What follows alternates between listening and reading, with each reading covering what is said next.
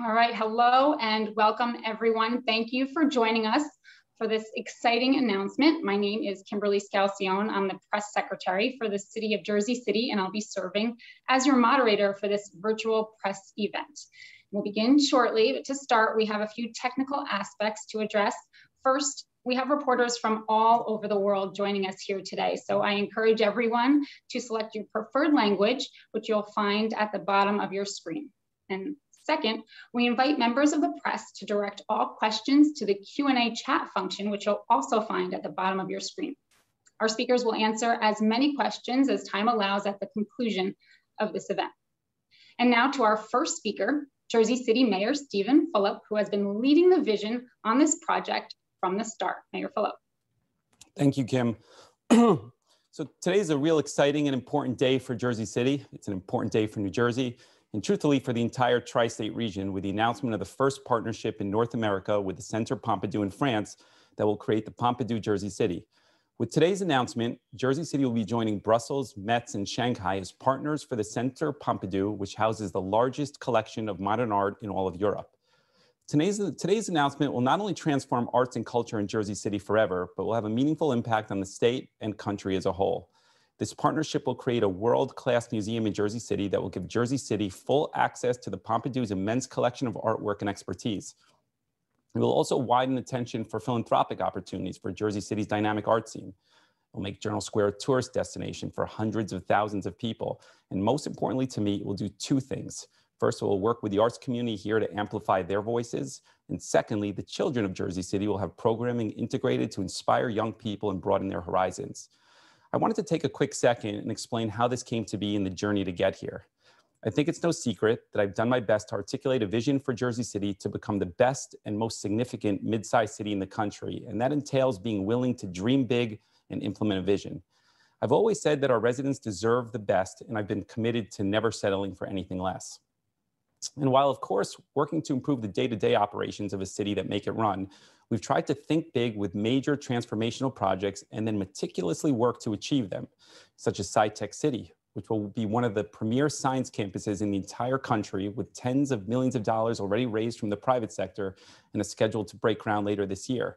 Or the Newark Avenue Pedestrian Plaza that has created a vibrant street life with residents and attracts tens of thousands of people per day to Jersey City.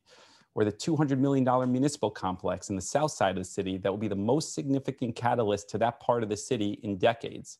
Or Bayfront, which is the largest mixed income community in the region, with the city putting in more than $100 million to pave the way for 8,000 units, of which 35% will be affordable. Most cities would hope for one project that will achieve billions in economic activity. Here in Jersey City, we have multiple. With the announcement today, Journal Square will be a destination with the creation of the Pompidou Jersey City across the street from the historic Lowe's Theater, which is a $72 million renovation restoring a 3,000-seat theater from 1929 that we announced earlier this year. I think you can start to see the pieces are in place with transportation, diversity, the county college, and zoning to return Journal Square to being the heartbeat of New Jersey with arts and culture.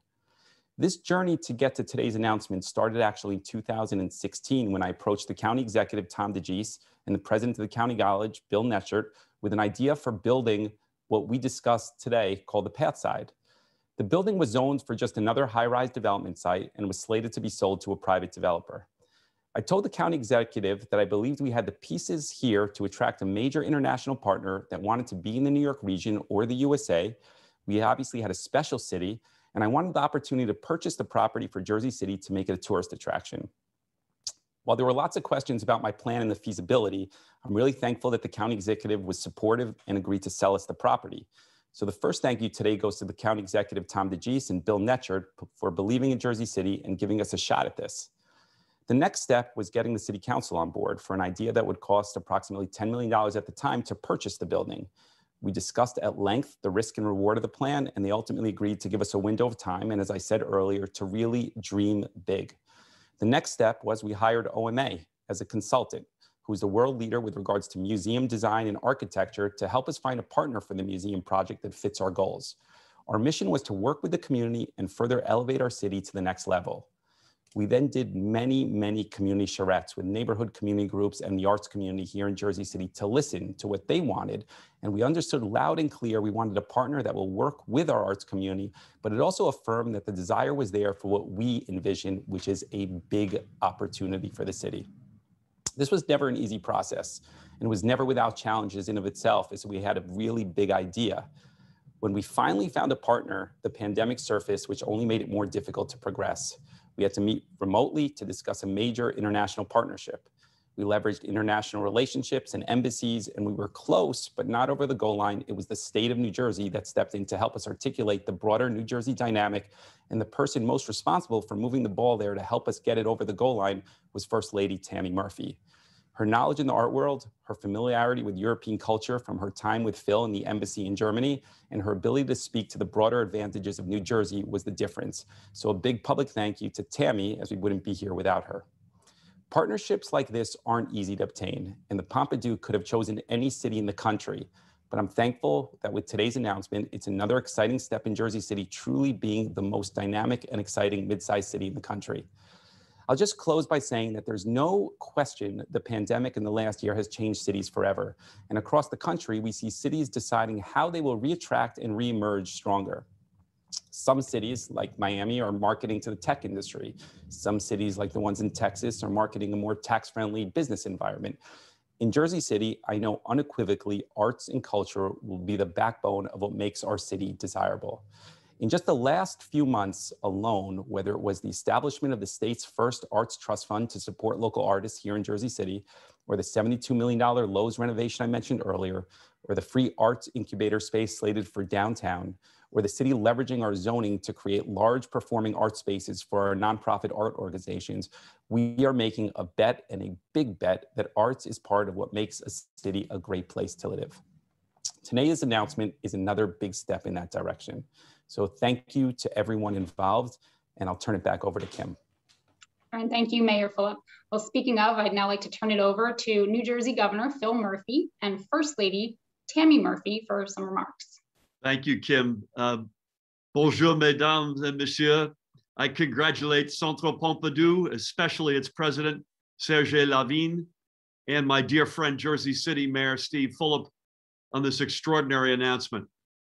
I'm incredibly proud that Jersey City will be the home of Centre Pompidou's exclusive North American partnership. This is another feather in Jersey City's cap and in New Jersey's cap, and another historic first for a state that is already home to many historic firsts. The partnership between the United States and France reaches back to the very first days of our nation's independence. France's rich culture has always captured the minds of Americans. I think of the words Thomas Jefferson wrote in his autobiography, and I quote the president, "So ask the traveled inhabitant of any nation, in what country on earth would you rather live? Certainly in my own. Which would be your second choice? France." The addition of Centre Pompidou to Jersey City's expanding cultural landscape, as Steve so brilliantly laid out, is a sign not only of the city's revival, but of the simple fact that New Jersey continues to be a place that attracts thinkers, artists, and innovators from around the world. Under Mayor Steve Fulop's leadership, Jersey City continues to reinvent and reimagine itself, the place in our state and our nation, and indeed in the world. This is our state's most diverse city. And by the way, we're the most diverse state in America, so that is a statement. And Jersey City is home to thousands of residents hailing from every nation imaginable. The addition of the Centre Pompidou's is proof that our state's strength comes from this diversity.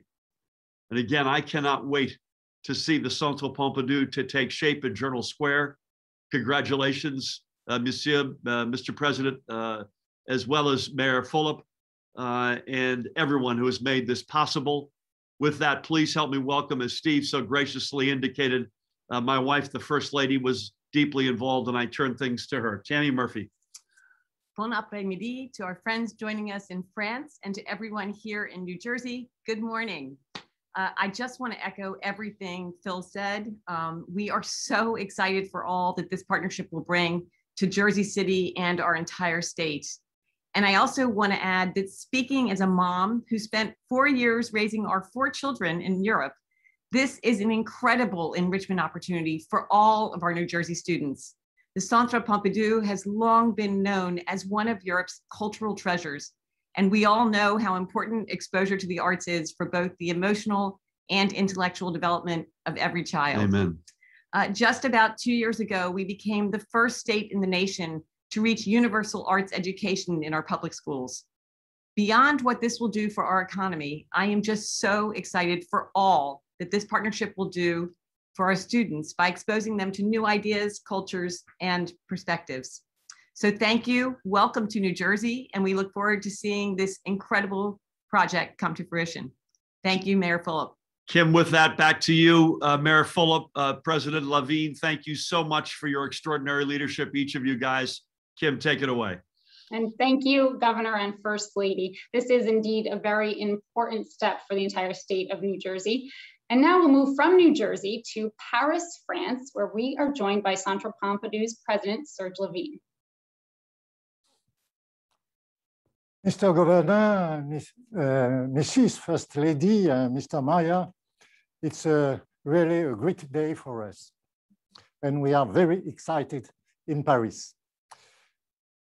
Quelques mots peut-être pour vous rappeler ce qu'est le Centre Pompidou. Le Centre Pompidou, lorsqu'il a été créé, il a fait scandale, je dirais.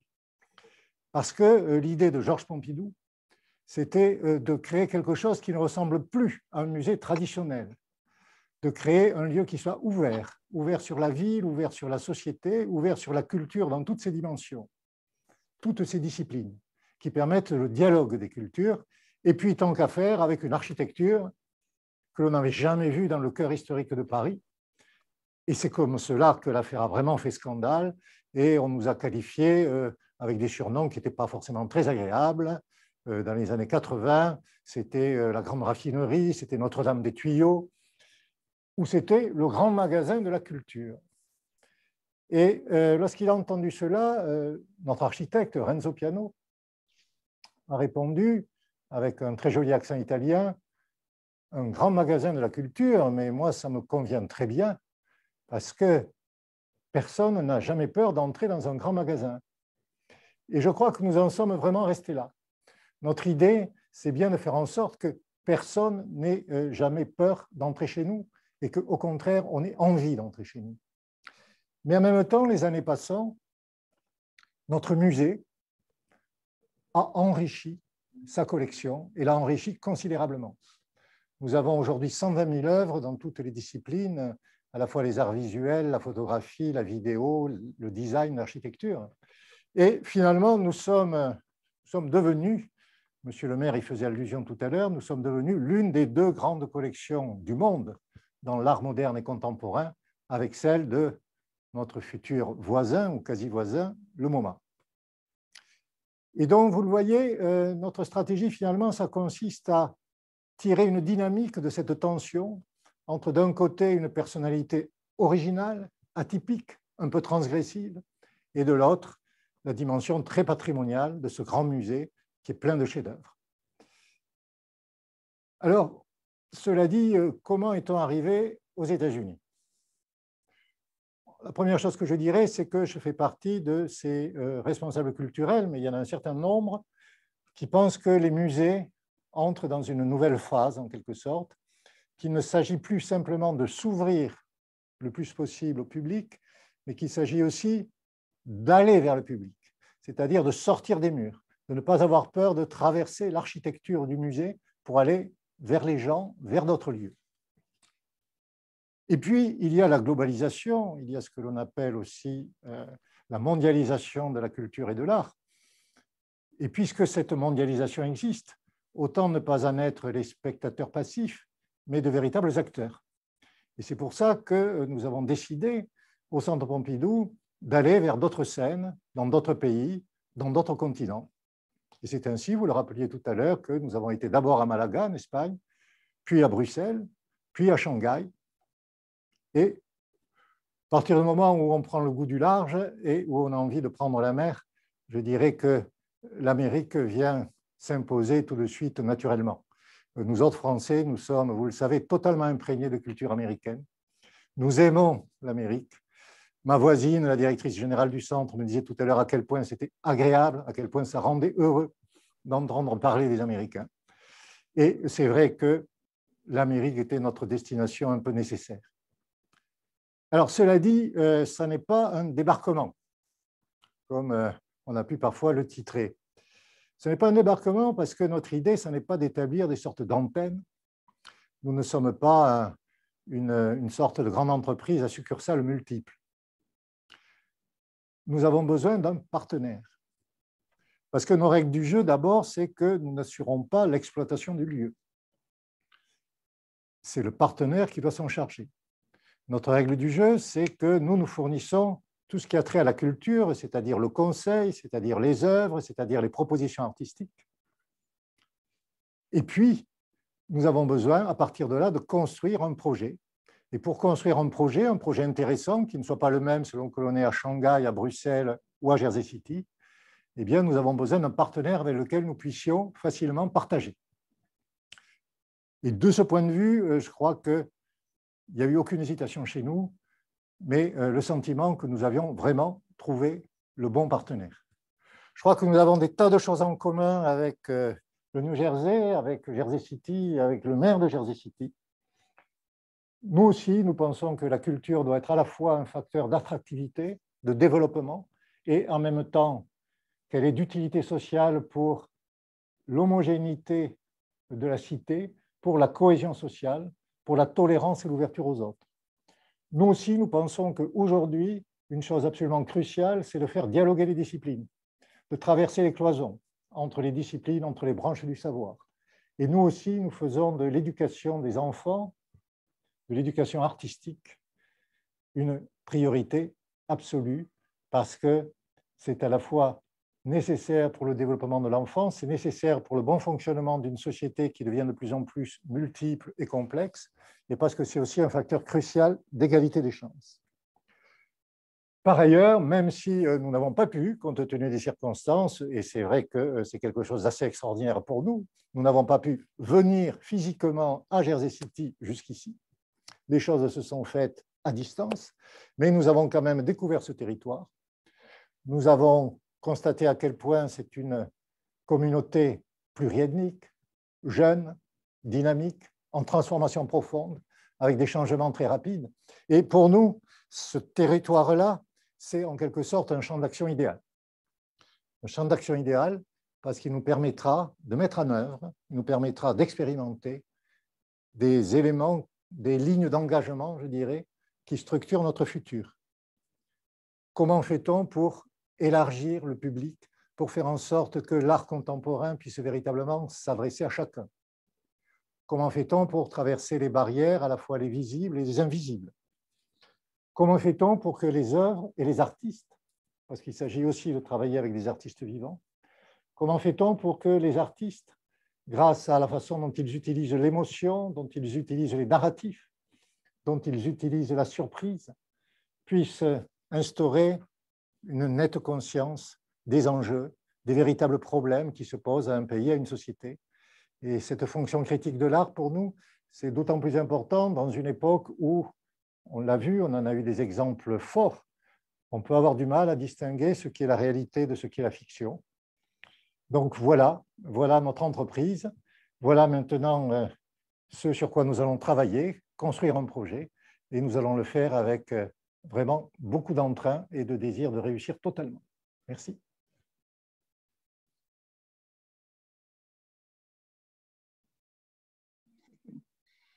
Thank you, President Lasveen. We're honored to welcome Centre Pompidou to Jersey City as the first and only North American partnership. So thank you for that. Our last speaker is Jason Long from OMA, who will share more about the project and the historic Facade building. Thank you, Kim. We are thrilled to be announcing this extraordinary partnership, and I want to thank Mayor Fulop, Governor Murphy, First Lady Tammy Murphy, and President Lasveen for their collective dedication to this project. It's remarkable to see a public commitment to the importance of culture in the city today. Our role within this project has been to help the city strategize the use of the building and to find the best possible cultural partner. With this partnership now established, we will soon begin working with the city and the Centre Pompidou to develop the design for the adaptive reuse of the building. I want to show you now a few slides to give a better sense of the context of the project and the building that it will occupy. The new Centre Pompidou Jersey City will be located within the historic Facade building in Journal Square, as you've already heard. It will become a new focal point for culture in Jersey City and the region and build upon a wealth of cultural venues already active in Jersey City, which you see indicated on the map on your screen. You see here that the location of the building is also less than 3 miles from Manhattan.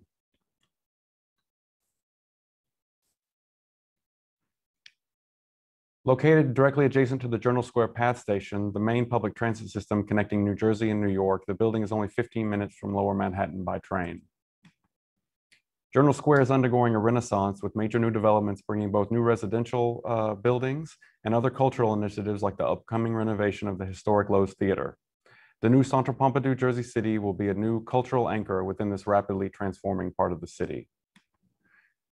Journal Square is a neighborhood that already includes the Modern Contemporary, a major home for artist studios and private art galleries, as well as other cultural venues. And it is a diverse neighborhood that includes one of the largest Indian American populations in the country. The Facade building itself was originally built by PSE&G, the Public Service Electric and Gas Company.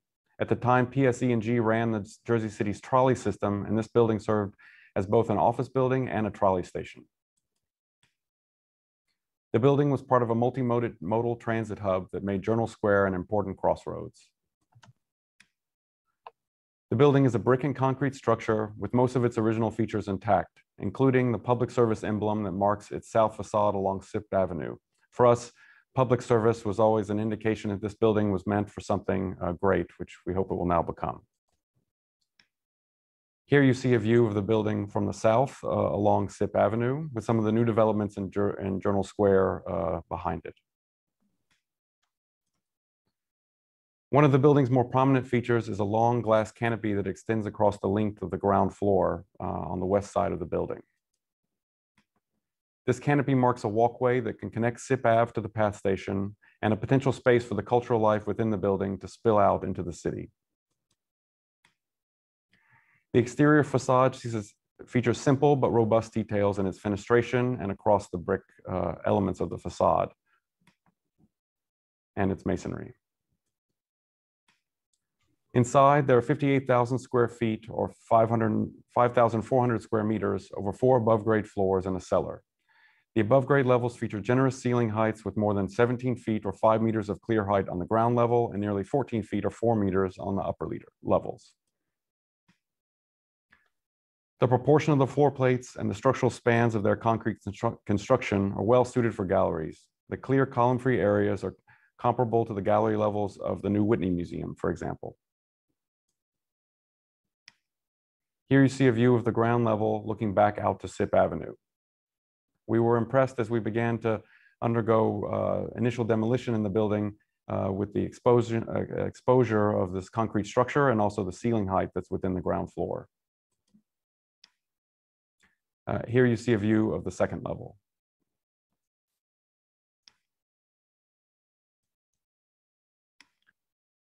Given the proximity of the train tracks, there's also a protected view back out to downtown Jersey City and Lower Manhattan. During the search process for the cultural partner, we collaborated with Jersey City on a series of community visioning sessions. We heard at those meetings that the community wanted a new museum that could offer a variety of cultural uses and also incorporate space for the community. Thankfully, this building has the capacity to hold both gallery spaces and a space dedicated for local artists in the community. Its ground floor can also be a dynamic extension of the city with a variety of uses accommodated within it that will include things beyond just the display of art, but also performance and other forms of culture. Centre Pompidou presented a perfect fit for what the city and the community wanted, an arts institution with a recent history of stretching beyond its own walls that has since its founding been dedicated to being dynamic and a multidisciplinary cultural force. We are excited to begin the next stages of designing the adaptation of the building and developing the precise program together with Centre Pompidou and Jersey City. Thank you. Now, Mayor Fulop will conclude this event with some closing remarks. Again, I just want to say thank you to the Centre Pompidou, to Governor Murphy and the First Lady, and Jason, and all of the support from the City Council, the County Executive, and the residents. Today's a really exciting day for Journal Square, for Jersey City, for New Jersey, and for our entire country with regards to arts and culture. And I look forward to the Centre Pompidou, Jersey City here, having a meaningful voice in arts and culture across the entire United States. So thank you all for coming, and look forward to the ribbon cutting.